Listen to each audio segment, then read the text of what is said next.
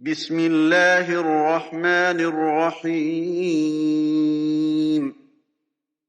يسبح لله ما في السماوات وما في الأرض الملك القدوس العزيز الحكيم هو الذي بعث في الأميين رسولا منهم يتلو عليهم آياته ويزكيهم ويعلمهم الكتاب والحكمة وإن كانوا من قبل لفي ضلال مبين وآخرين منهم لما يلحقوا بهم وهو العزيز الحكيم ذلك فضل الله يؤتيه من يشاء والله ذو الفضل العظيم شروع اللہ کے نام سے جو بڑا مہربان نہایت رحم والا ہے۔ اللہ کی تسبیح کر رہی ہے ہر وہ چیز جو آسمانوں میں ہے اور جو زمین میں ہے،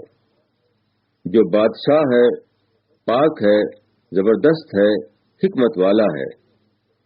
وہی ہے جس نے امیوں کے اندر ایک رسول انہی میں سے اٹھایا، وہ ان کو اس کی آیتیں پڑھ کر سناتا ہے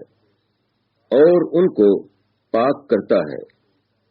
اور ان کو کتاب اور حکمت کی تعلیم دیتا ہے، اور وہ اس سے پہلے کھلی گمراہی میں تھے، اور دوسروں کے لیے بھی ان میں سے جو ابھی ان میں شامل نہیں ہوئے، اور وہ زبردست ہے، حکمت والا ہے۔ یہ اللہ کا فضل ہے، وہ دیتا ہے جس کو چاہتا ہے، اور اللہ بڑے فضل والا ہے۔ تشریح: انسان کی ہدایت کے لیے رسول بھیجنا خدا کی انہی صفات کا انسانی سطح پر ظہور ہے جن صفات کا ظہور مادی اعتبار سے کائنات کی سطح پر ہوا ہے۔ رسول اللہ صلی اللہ علیہ وسلم اور اسی طرح دوسرے پیغمبروں کا کام خاص طور پر دو رہا ہے: ایک، خدا کی وحی کو لوگوں تک پہنچانا، دوسرے، لوگوں کے شعور کو بیدار کرنا تاکہ وہ خدائی باتوں کو سمجھیں اور اپنی حقیقی زندگی کے ساتھ ان کو مربوط کر سکیں۔ یہی دو کام آئندہ بھی دعوت اور اصلاح کی جدوجہد میں مطلوب رہیں گے، یعنی تعلیم قرآن اور ذہنی تربیت۔ مثل الذين حملوا التوراة ثم لم يحملوها كمثل الحمار يحمل أسفارا بئس مثل القوم الذين كذبوا بآيات الله والله لا يهدي القوم الظالمين قل يا أيها الذين هادوا إن زعمتم أنكم أولياء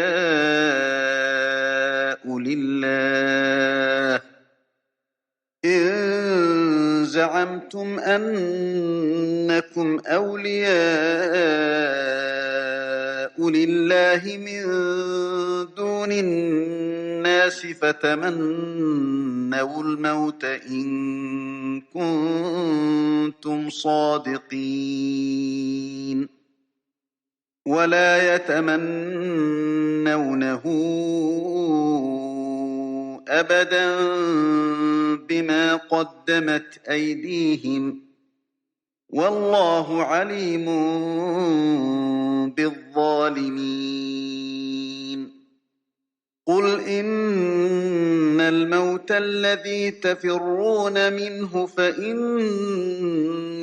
ملاقيكم ثم تردون إلى عالم الغيب والشهادة ثم تردون إلى عالم الغيب والشهادة فينبئكم بما كنتم تعملون۔ جن لوگوں کو تورات کا حامل بنایا گیا پھر انہوں نے اس کو نہ اٹھایا، ان کی مثال اس گدھے کی سی ہے جو کتابوں کا بوجھ اٹھائے ہوئے ہو۔ کیا ہی بری مثال ہے ان لوگوں کی جنہوں نے اللہ کی آیتوں کو جھٹلایا، اور اللہ ظالم لوگوں کو ہدایت نہیں دیتا۔ کہو کہ اے یہودیو، اگر تمہارا گمان ہے کہ تم دوسروں کے مقابلے میں اللہ کے محبوب ہو تو تم موت کی تمنا کرو اگر تم سچے ہو، اور وہ کبھی اس کی تمنا نہ کریں گے ان کاموں کی وجہ سے جن کو ان کے ہاتھ آگے بھیج چکے ہیں، اور اللہ ظالموں کو خوب جانتا ہے۔ کہو کہ جس موت سے تم بھاگتے ہو وہ تمہیں آ کر رہے گی، پھر تم پوشیدہ اور ظاہر کے جاننے والے کے پاس لے جائے جاؤ گے، پھر وہ تم کو بتا دے گا جو تم کرتے رہے ہو۔ تشریح: خدا کی کتاب جب کسی قوم کو دی جاتی ہے تو اس لیے دی جاتی ہے کہ وہ اس کو اپنے اندر اتارے اور اس کو اپنی زندگی میں اپنائے، مگر جو قوم اس معنی میں کتاب آسمانی کی حامل نہ بن سکے اس کی مثال اس گدھے کی سی ہوگی جس کے اوپر علمی کتابیں لدی ہوئی ہوں اور اس کو کچھ خبر نہ ہو کہ اس کے اوپر کیا ہے۔ یہود نے اگرچہ عملی طور پر خدا کے دین کو چھوڑ رکھا تھا، اس کے باوجود وہ اس کو اپنے قومی فخر کا نشان بنائے ہوئے تھے، مگر اس قسم کا فخر کسی کے کچھ کام آنے والا نہیں۔ ایسا فخر ہمیشہ جھوٹا فخر ہوتا ہے،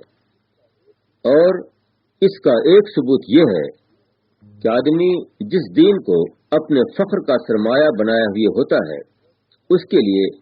وہ قربانی دینے کو تیار نہیں ہوتا۔ تاہم جب موت آئے گی تو ایسے لوگ جان لیں گے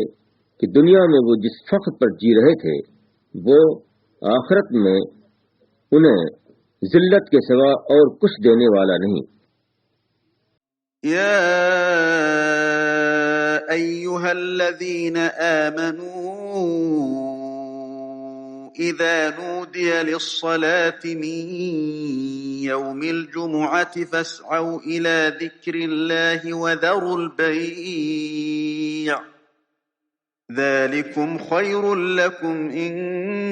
كنتم تعلمون فإذا قضيت الصلاة فانتشروا في الأرض وابتغوا من فضل الله واذكروا الله كثيرا لعلكم تفلحون وَإِذَا رَأَوْا تِجَارَةً أَوْ لَهْوًا انفَضُّوا إِلَيْهَا وَتَرَكُوكَ قَائِمًا قُلْ مَا عِندَ اللَّهِ خَيْرٌ مِّنَ اللَّهْوِ وَمِنَ التِّجَارَةِ وَاللَّهُ خَيْرُ الرَّازِقِينَ۔ اے ایمان والو، جب جمعہ کے دن کی نماز کے لیے پکارا جائے تو اللہ کی یاد کی طرف چل پڑو اور خرید و فروخت چھوڑ دو، یہ تمہارے لیے بہتر ہے اگر تم جانو۔ پھر جب نماز پوری ہو جائے تو زمین میں پھیل جاؤ اور اللہ کا فضل تلاش کرو اور اللہ کو کثرت سے یاد کرو تاکہ تم فلاح پاؤ۔ اور جب وہ کوئی تجارت یا کھیل تماشا دیکھتے ہیں تو اس کی طرف دوڑ پڑتے ہیں اور تم کو کھڑا ہوا چھوڑ دیتے ہیں۔ کہو کہ جو اللہ کے پاس ہے وہ کھیل تماشے اور تجارت سے بہتر ہے، اور اللہ بہترین رزق دینے والا ہے۔ تشریح: دنیا میں آدمی بیک وقت دو تقاضوں کے درمیان ہوتا ہے، ایک معاش کا تقاضا اور دوسرے دین کا تقاضا۔ ان میں سے ہر تقاضا ضروری ہے، البتہ ان کے درمیان اس طرح تقسیم ہونی چاہیے کہ معاش کی سرگرمیاں دینی تقاضے کے ماتحت ہوں۔ آدمی کو اجازت ہے کہ وہ جائز حدود میں معاش کے لیے دوڑ دھوپ کرے، مگر یہ ضروری ہے کہ اس کو جو معاشی کامیابی حاصل ہو اس کو وہ سراسر اللہ کا فضل سمجھے، نیز معاشی سرگرمیوں کے دوران برابر اللہ کو یاد کرتا رہے۔ اسی کے ساتھ اس کو ہمیشہ تیار رہنا چاہیے کہ جب بھی دین کے کسی تقاضے کے لیے پکارا جائے تو اس وقت وہ ہر دوسرے کام کو چھوڑ کر دین کے کام کی طرف دوڑ پڑے۔ مدینہ میں ایک بار عین جمعہ کے خطبہ کے وقت کچھ لوگ اٹھ کر بازار چلے گئے۔ اس پر مذکورہ آیتیں اتری۔ اس حکم کا تعلق اگرچہ براہ راست طور پر جمعہ سے ہے، مگر بالواسطہ طور پر ہر دینی کام سے ہے۔ جب بھی کسی خاص دینی مقصد کے لیے لوگوں کو جمع کیا جائے